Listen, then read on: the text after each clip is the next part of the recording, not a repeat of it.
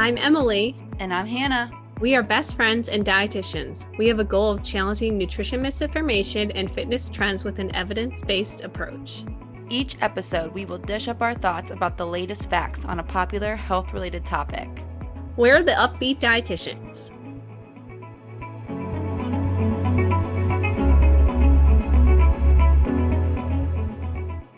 Hello, everyone. Welcome back to another episode of the Up-Beet Dietitians podcast. Hello, friends. Welcome back. Today, we are giving you the skinny on cheat days. We're going to be talking all about them, what they are, and we don't have a lot of good things to say about them. It's going to be mostly the problems with them. We have quite a few things that we see to be problematic about them. And we are hoping this video will hit home because cheat days are very popular. I had cheat days back in my MyFitnessPal calorie counting, macro counting days.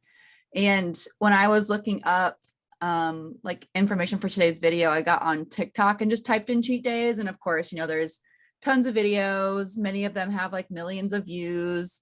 Emily and I were just talking off air about how we used to watch them on YouTube, like a 10,000 calorie, like cheat days that like favorite influencers will post. So they're very popular. Celebrities like The Rock and Terry Crews, the ultra fit people like them will post about their cheat days. And so that gives us the idea that they are something that is required in order to have, hashtag body goals. Yeah.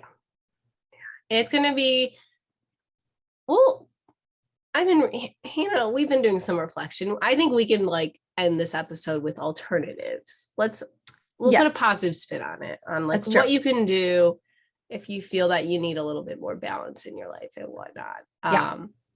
But we will be breaking down kind of what a cheat day is, and from a anti-diet approach, why it might not be giving you as many benefits as you'd like. So let's kind of talk a little bit about why cheat days even seem like a good idea, because everyone always preaches balance and everything in moderation. It's just these very arbitrary things that no one really knows what it means, which can be good and bad.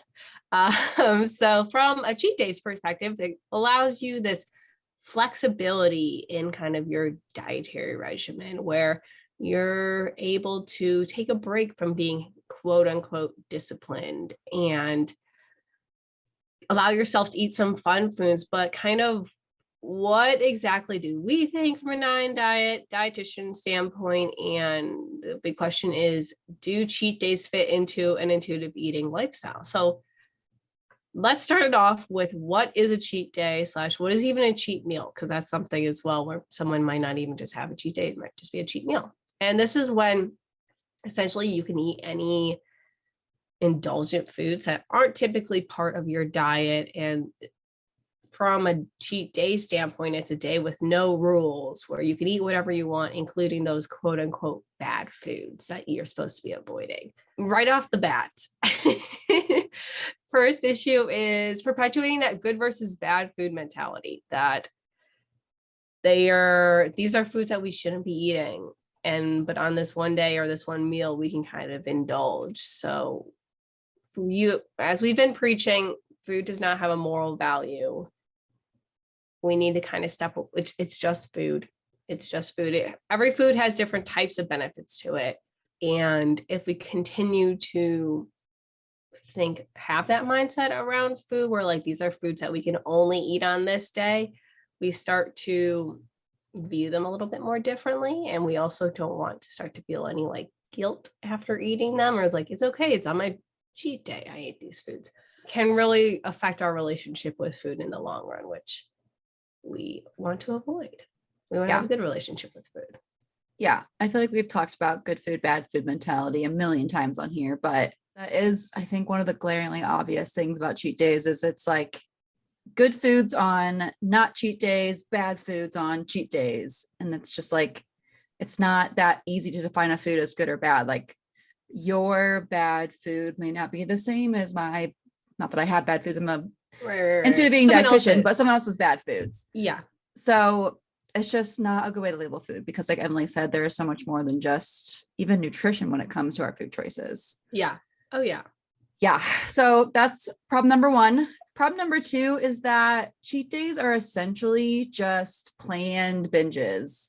And we all know that binge eating is not a great thing. So like, why would we want to encourage that and like have that be something we like look forward to? I've heard arguments from people saying that, like, going back to what Emily said earlier about how binges can be seen as a good thing because they can promote flexibility or allow for flexibility. So some people will say that having these cheat days, aka binges, these It's cheat binge in days, disguise. yeah, exactly, with a mustache on. Yeah. These cheat days may prevent binges because it does allow them to have, again, said quote unquote flexibility. They know coming up, they're going to have a day when they can eat whatever they want. So, they can just stay disciplined for these last couple of days. When they get to Saturday, they'll be able to finally eat whatever. And yeah, this might work for a little while, a few weeks, even a few months of this kind of cycle, but over time, it's going to get really hard to go from that cheat day back to your, again, quote unquote, discipline and get, again, heavy air quotes, quote unquote, back on track when those binges become something you look forward to so much. And the other days are days that you just like dread. I think we need to find the balance, which we'll give some tips on, what to do instead, like we said. But again, this isn't going to work long term because it's going to get you stuck in that diet cycle of like restrict, binge, restrict, binge, restrict, binge. And over time, that can lead to a lot of problems like weight cycling and increased food preoccupation. We always talk about how dieting is like the number one predictor of weight gain. And if you are having cheat days, that is a diet. So all those things we discussed in the previous episodes about diets not being good, cheat days kind of falls into all of that. Yeah. And also the idea of a cheat day seems to kind of give that illusion of flexibility. But what happens if your friends want to go out for dinner on a day that is not a cheat day, or you have family come in, or you have a date? We talk about all these things. Like we never talk about the dating aspect of food. I know we're so out of reality with that one. We're do not know what's going on. Relationships. Yeah. We have no idea how to date people. But I actually realized this talking to like some of my patients because I just don't think about it because I'm out of touch. Where they're like, yeah. And they'll ask me about like alcohol, like what the best alcohol to drink is. Cause they're like, I want to drink on my date. And I'm like, oh, people go out for drinks on dates. What? Not just like brunch with the girlfriends? What? Yeah. But it's a planned binge. So like there's still structure to it. It's not really that flexible, but like life happens, things happen. What happens if you aren't able to go to the grocery store that week? Or what happens if you're coming back from vacation and you aren't able to get your normal supplies and you have to rely more on those like convenience items that are very beneficial in giving you kind of some food? It's not as flexible as it seems. And also it makes life really hard to live when you have like maybe one cheat day a week. I don't even know how often people do cheat days. I was never in that realm because I was never even on the disciplined quote unquote track. So very like not sure what was going on there, but it makes it really hard to live and not fun because there is a way to include all foods in your everyday life. And exactly, like what if you just like spread your cheat day foods out through every day of the week and like strategically included them regularly? Yeah, I think that's a lot more of a balanced approach. You'd probably not overeat them as exactly much. You probably might feel a little bit better if your body's going from the sudden change from like a disciplined day to a cheat day. It's a vicious cycle and it's a very polarizing way to think. And as we all know here, as we're all Tud buds, nutrition is not as black and white as we want it to be. So typically if there's something as polarizing with thought, it's not always correct or good to follow. Yeah. Let's go on to our next problems because we have more. Our next issue with cheat days is that it takes away from really big piece of intuitive eating, which is honoring your hunger and feeling your fullness. which just goes with dieting in general. If we're on a diet, which you are, for the other days of the week that you're not doing the cheat day, you likely are going to be possibly ignoring some hunger. And then when you get to your cheat day, you're likely going to eat past fullness. You're not really staying in that middle ground there. And the cheat days, like I said, often lead to overeating because you have permission to do so on these days. Yeah, it's exciting to like be able to eat whatever you want, which it doesn't need to be that restrictive, but people will so many times just push past because you're just so excited to eat like fun foods. And then you're like, oh no, I'm gonna have to wait a week until I can eat this food again. So I'm gonna overeat it now because I'm allowed to experience it today. I would never do a 10,000 calorie cheat day because I just know I would probably vomit. I would love to interview a YouTuber that did one and be like, yo, we can keep this on the download, but we're going to post it on the podcast. How did you feel? Like, right. You couldn't have felt good, especially if your body's not used to that many. Like, no one's eating that much regularly unless you are like Michael Phelps. Right. Michael Phelps isn't even doing that anymore because he is retired. But he was literally like a world-renowned Olympian. So going from probably in restriction or whatever, or even whatever phase people are in their discipline diet, 10,000 calories is going to feel really different on your body. Yeah. It's just not going to feel good. It's going to feel forced. And like, even though you have permission, like, why would you want permission to do that? It's going to be terrible. You're going to have a terrible time. Yeah. And you can't even enjoy it. Oh yeah. Yeah. And to play like devil's advocate for people who are being like, Emily, Hannah, people's cheat days don't consist of 10,000 calories. That's just the clickbait. I'm like, yes, that is the clickbait. I will agree with you on that. But it still drives overconsumption, like large overconsumption of food that your body's just not used to. Like your body doesn't like change. That's an overarching theme with everything going on, from like weight changes to food consumption to the types of foods we're consuming. It wants to stay the same. And if we throw it off, it's gonna take some time to recover and feel okay, or wherever okay, feel okay for whatever you have going on then. Yeah. Period. So our last problem. So we kind of touched on this, but there is that strong push for being disciplined, quote unquote, and having willpower, quote unquote, for those other 6 days of the week. You have to stick to whatever plan it is. The grind is there. I think where we were talking, I was talking to someone recently who said they don't like the word grind. Well, it was probably me. It was definitely you. I haven't really talked to many people recently, so it was probably you. It was probably me. But it really emphasizes like the grind never stops. So you have to push through. You have to be disciplined, and then you just go absolutely wild and bonkers on your cheat day. It's just like, I'm thinking of weird things right now. I was thinking it's like Mickey Mouse Playhouse. That's what? We can delete this. If you don't want to tell everyone you have COVID, we can delete this. But like, Emily has COVID, so that's why her brain is like, okay, they can know what is happening. I've been absent from the internet for like 2 weeks, so people. So you're relying on like old core memories from childhood for your analogy. I have no short-term memory, right? I have not absorbed any information recently.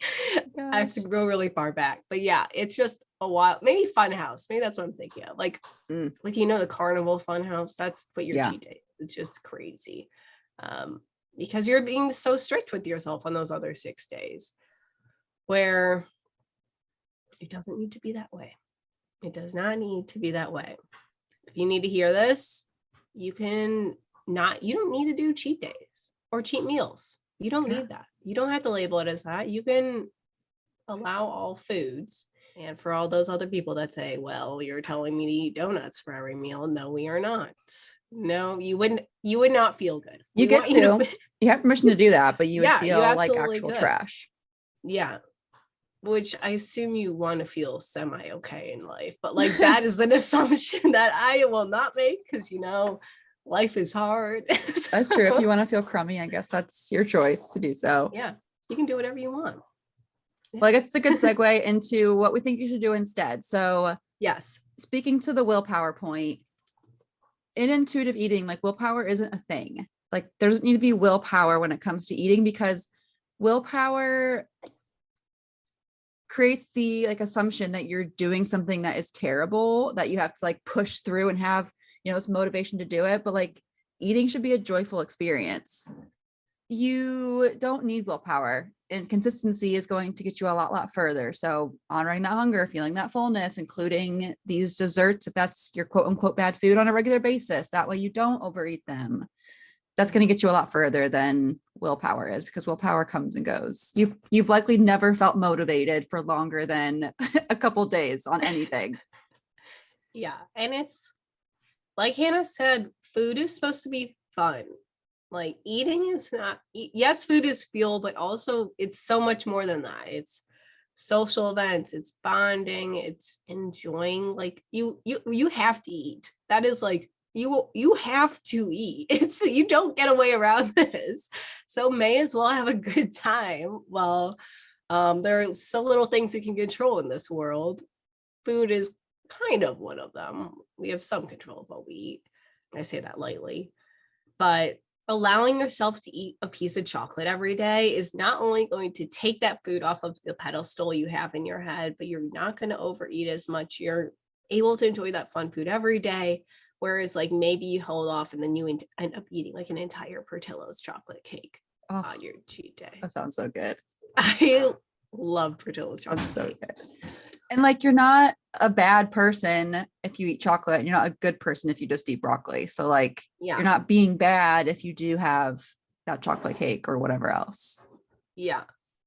Know how we're on this floating rock? Yeah, we have much bigger issues going on than you eating chocolate every day or chips or whatever it is you enjoy eating. Right. I know people are going to hate this. The gym bros are going to come get me, but like, don't take it so seriously. Like, life is not that serious. Like, you can have goals, have your goals, whatever. But like, I'm at the age and time in my life now where I'm like, it's not that serious. No. I'm not going to be stressing about some chocolate cake. That's going to add joy to my life, actually, not stress. Yeah, it's going to make me a little bit happier. Yeah. Well, another, I would say, like, general tip of what to do, going back to the consistency piece, we always talk about like what a balanced meal looks like, trying to get protein at every meal. So I'd say that's a big one too. We will need to do like a full episode on balanced blood sugars, balanced plates. We always touch on it, but we should definitely do a full episode. But like you guys know, if you are a longtime listener, we always talk about trying to get protein at every meal. Be sure to have some carbs in there. Something I always say is we don't want to eat our carbs naked, which means you have any kind of carb-rich food like fruit or starch or like sweets, that kind of thing. We always want to have some kind of protein, especially with it, because that will help to balance blood sugars. You'll feel fuller for longer, things like that, because you'll just feel better. Like if you just had on your cheat day a dozen donuts, yeah, you'll get some protein there, but it's gonna be mostly carbs, a bunch of naked carbs. You're gonna just feel terrible from that blood sugar roller coaster you're gonna be experiencing. Yeah, I think the blood sugar episode will be really beneficial, honestly. Blood sugar is like it's kind of like its own little trend right now. Sometimes in a not good way, with like, yeah. Have you seen the Blood Sugar King or whatever his name is? No. With this stupid monitor. Because we won't get into that. That's I have a lot of opinion. We won't get into that. Yeah. The guy who has like the monitor. Dr. King. I know like Danielle talked about in our diabetes episode, where like if you aren't like diabetic, you don't need continuous blood glucose monitor because one, they're hard to get. Exactly. To sum it up, they're hard to get a hold of. There's a shortage. Diabetics have enough to go through with how much they pay for insulin to keep them alive. But I know that like blood sugar stability is very important. Like we know this. I don't have to tell you this, but like you know this. But I feel like it's almost being pushed a little bit too much, where it's like there's like a fear around it now. Yes. Where I'm like, there are cues. Like your body sends you cues when your blood sugar is too high or too low. Yeah. So we'll definitely do an episode on that. And if you want to learn more about stabilizing blood sugars, you should join the waitlist for our course coming out because we have an entire section on that. So if you want to learn a little bit more hands-on, be sure to check it out on our website. We don't talk about our course enough. Please tell your friends. We're really bad at marketing. It's going to be amazing. It's like literally everything. It's like all the intuitive eating principles. It's like actual practical, like grocery shopping, meal planning, balanced blood sugar tips. It's like everything. Literally everything we have in our brain. And you can then have access to our brain. And then that's it's like need. Both of our brains too. So like we both are making all the slides together. So like things that I don't think about or don't say usually Emily's going to say or put in the slides. Mm-hmm. It's like both of our giant brains in one giant course. Giant. So yeah, we'll link the course waitlist in the episode description. But yeah. Well, I don't even know how many tips we've given. I don't know. As an alternative. But like we hope you have there's probably a lot. We like talked about like consistency. We talked about blood sugar stability, like still practicing like gentle nutrition, like building well-balanced meals so you don't feel those crashes as much. Including whatever you would classify as cheat foods into your regular day if you want to have them. Yeah. So you don't have to binge. If you don't want exactly. You don't want to, you don't have to. I know. That's the beauty of it. Yeah.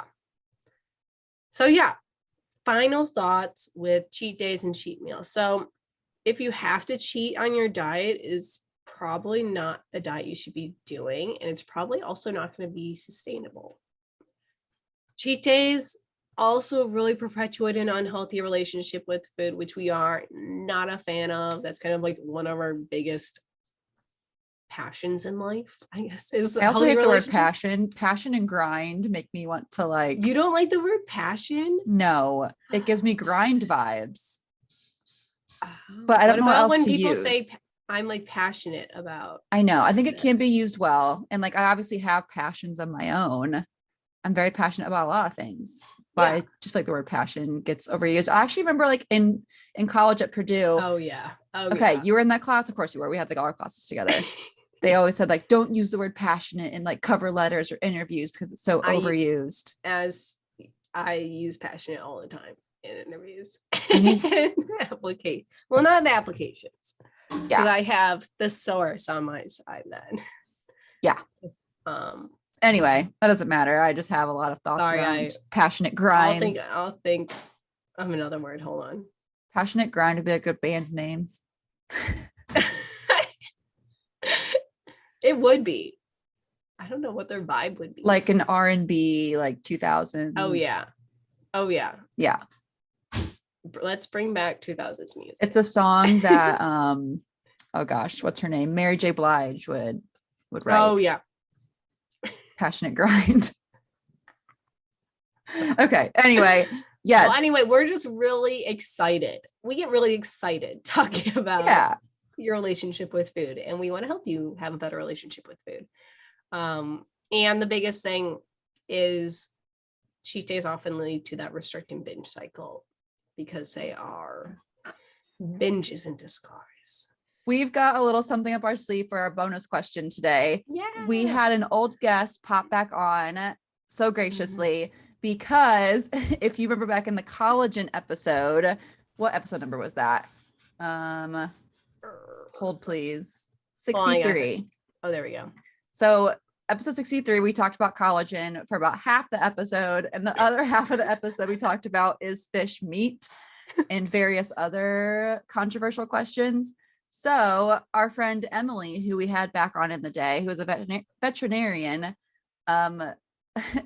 she listened to the episode, had a lot of thoughts about what we had to say, and she so graciously provided us with answers to our burning questions in that bonus question. Yeah, so we are excited to share this with you. We learned a lot. If you had a lot of concerns about what we had to say, very valid. We do know where we are new individuals now with a better sense of farm animal like in food science. So enjoy. So Emily, you listened to our collagen episode and I will allow you to share how you felt about our answers to the questions, but we wanted to bring an expert on. So I feel like we should start off with where the bonus question started is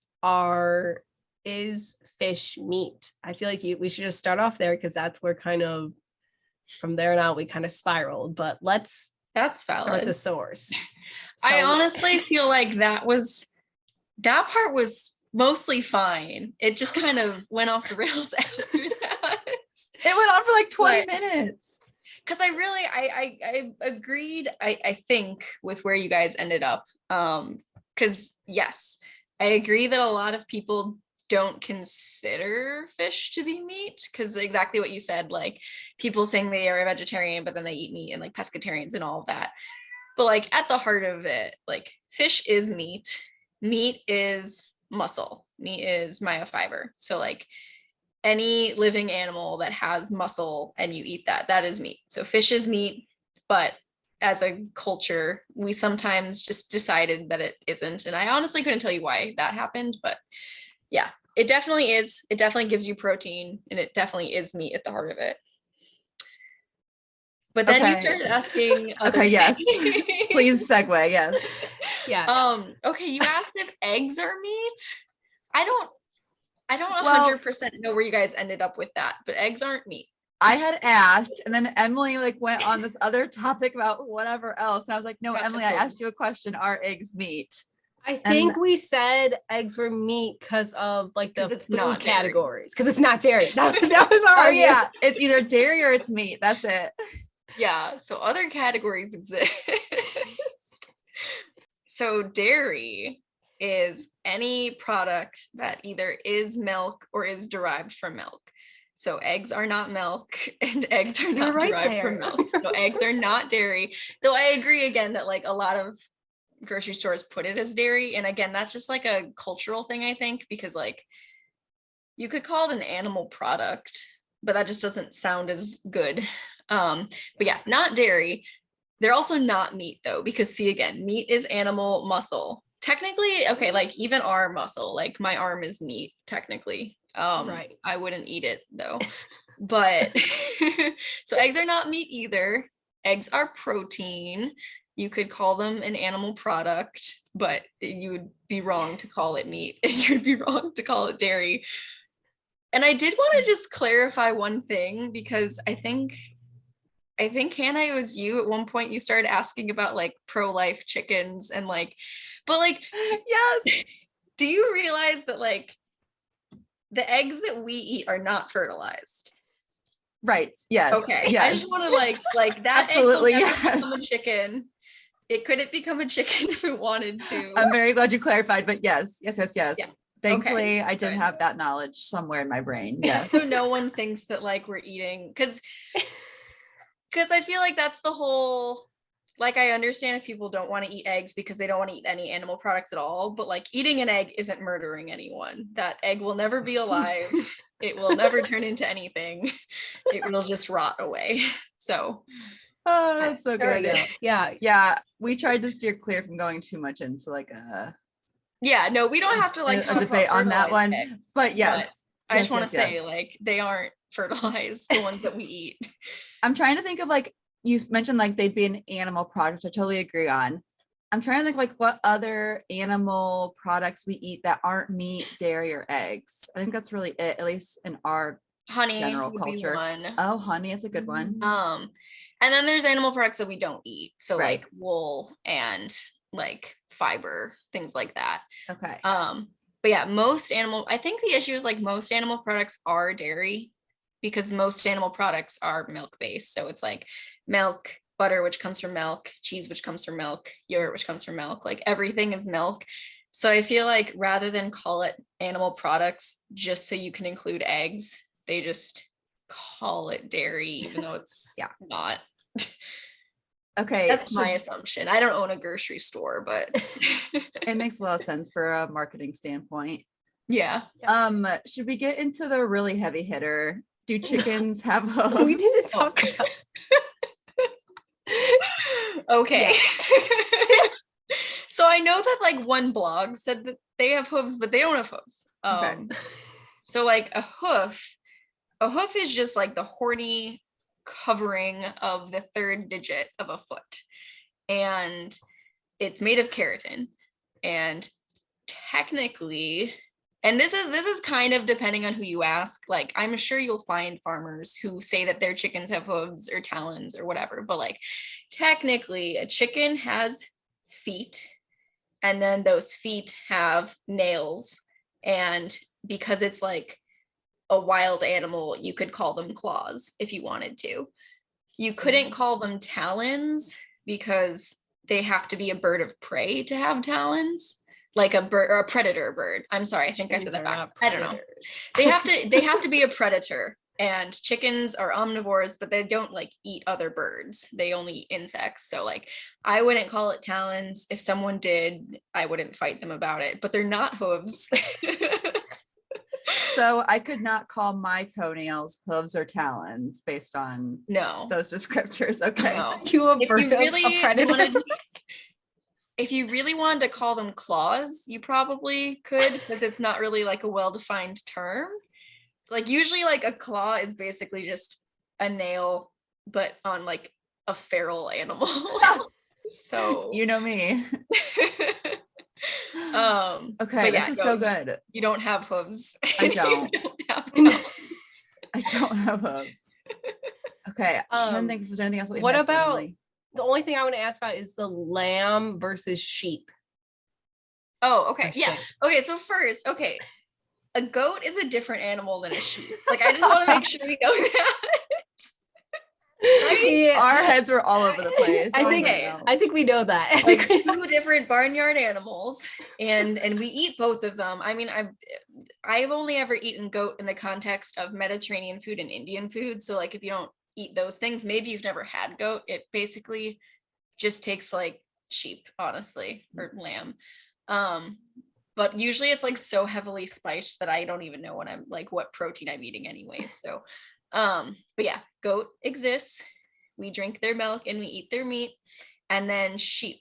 Okay, so please tell me that you know that a lamb is just a baby sheep. Okay, I think that's Right? what we thought, but then we were like really like You were just Co- way more questioning confused than you everything. should have been. We had dairy and eggs and fish on the brain too. It was just a lot. okay. Okay, so a lamb is a baby sheep. A lamb, like there's no difference. It's just, like we call a baby is just a baby human. Like, there you go.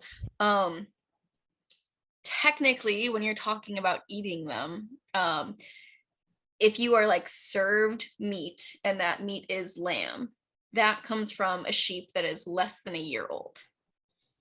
And the difference is as sheep age, like any sheep younger than a year, the meat's really tender. Kind of like, do you know what veal is? Mhm.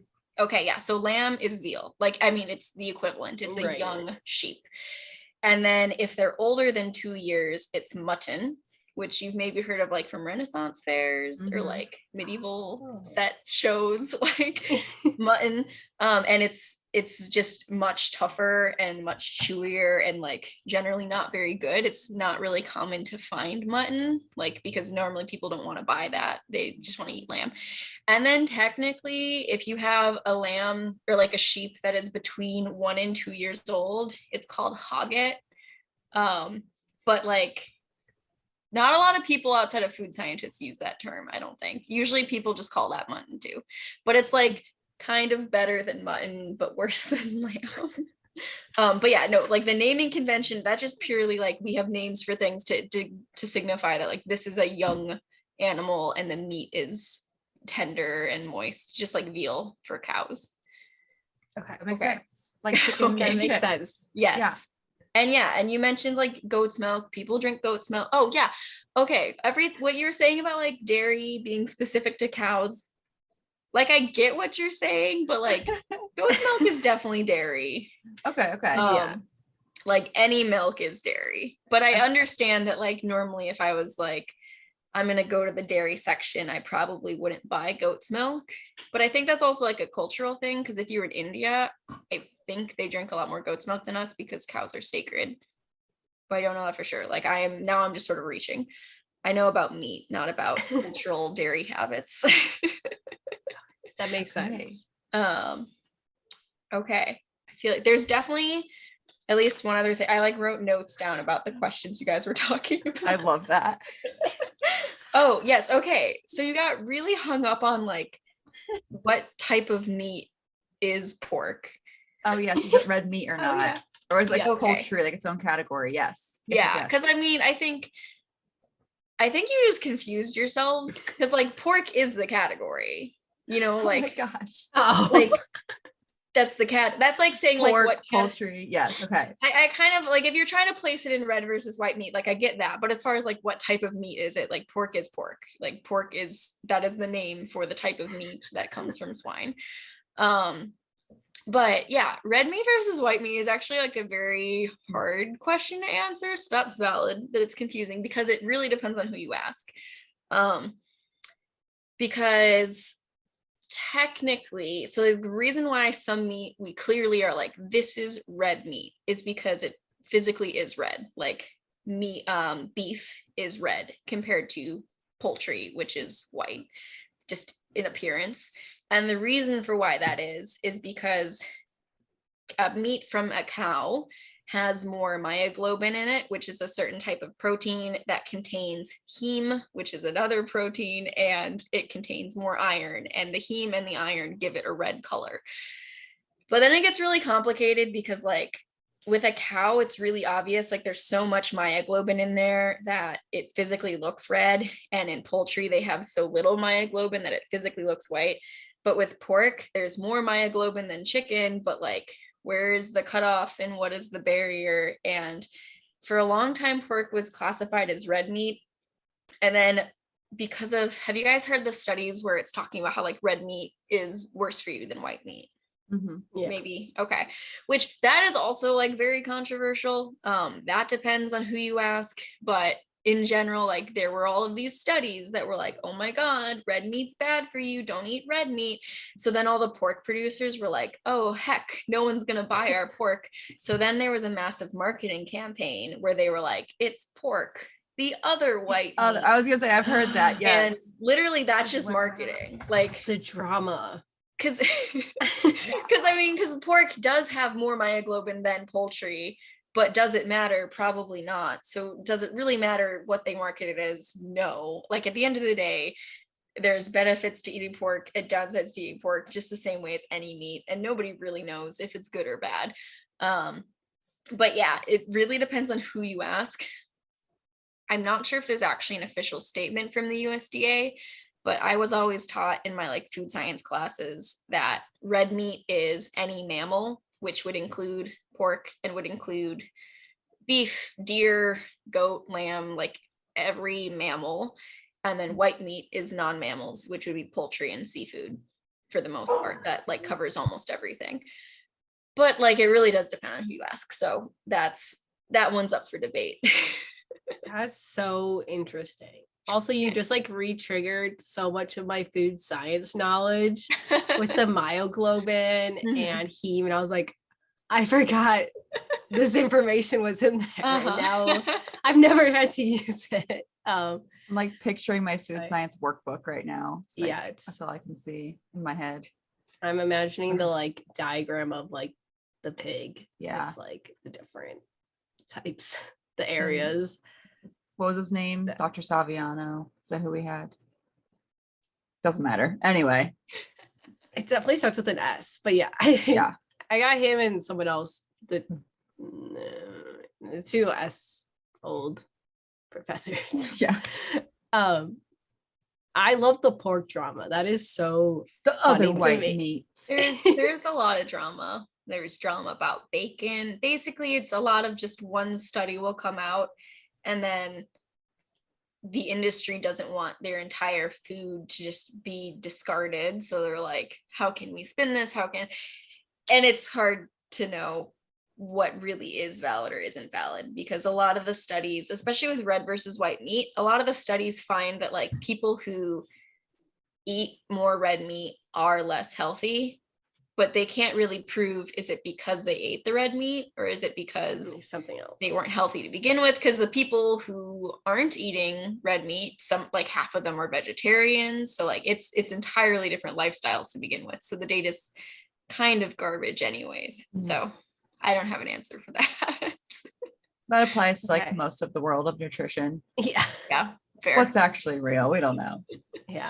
I like the mammal and non-mammal explanation though. That helps. Yeah, and I mean, again, at the end of the day, it's just a label. It just is true that since the categories are subjective, if you think about it, fish are very white and chickens are very white. Both of them have less iron than everything else, so it kind of works out. It's a good way to put it. It's all just a label. So I don't know why we even have these bonus questions. I think we just like fighting about stuff, I think. No, it was a good question. I mean, like I said, I would definitely argue fish or meat, but I also completely understand why like people just don't think of it as meat for some reason. Yeah. Well, thank you, Emily. It's so good to have our residential veterinarian to Sure. answer these world turning questions for us. You have to say any other burning livestock question. Well, did you hear me saying the bonus question? I was like, I don't even know anything about farm animals. It seems Yeah. like I'm just embarrassing myself right now. It's valid. I mean, yeah, I guess if you've never really had to know things about livestock, I can't blame you. Yeah. But Well, if we ever have any other questions similar to this and you Bring hear you them on. and you are jarred by what we say, please text us and we can get you back on to answer. fantastic. All right. Cool. All right, Emily. Well, thank you so much for this bonus question. We really appreciate it. Definitely. Hope you guys enjoyed that. I'm sure you learned the answer to the question, do chickens have hooves? That was my most burning question from that bonus question. That was actually our fish meat. Yeah. Yeah. We hope you enjoyed today's episode. Please go check out the course. We're linking it. You can check it out at the upbeetdietitians.com. Join the wait list. We are so excited to share this with you this fall. I don't even know when this episode's coming out. September. Okay, perfect. It'll probably not be out. Still, it'll either be out or you can join the wait list. But We're getting anyway, close. there'll be information on the website. So definitely go check that out. And we will chat with you guys next week. Peace out. Go enjoy regular food every day. Peace out, Girl No cheat days. Scout. That's what Whoa. the kids are saying now. I think the kids said that back in 2004. They're bringing it back. Oh, okay.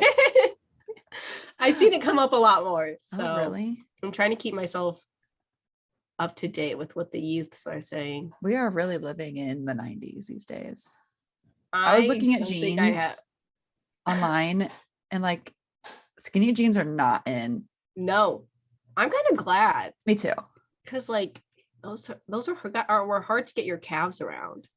Yeah, you're telling me. I got monster Yeah. calves. Also, I saw a lot of low rise on the market. I do not want to go back to low rise. I'm not doing that. No.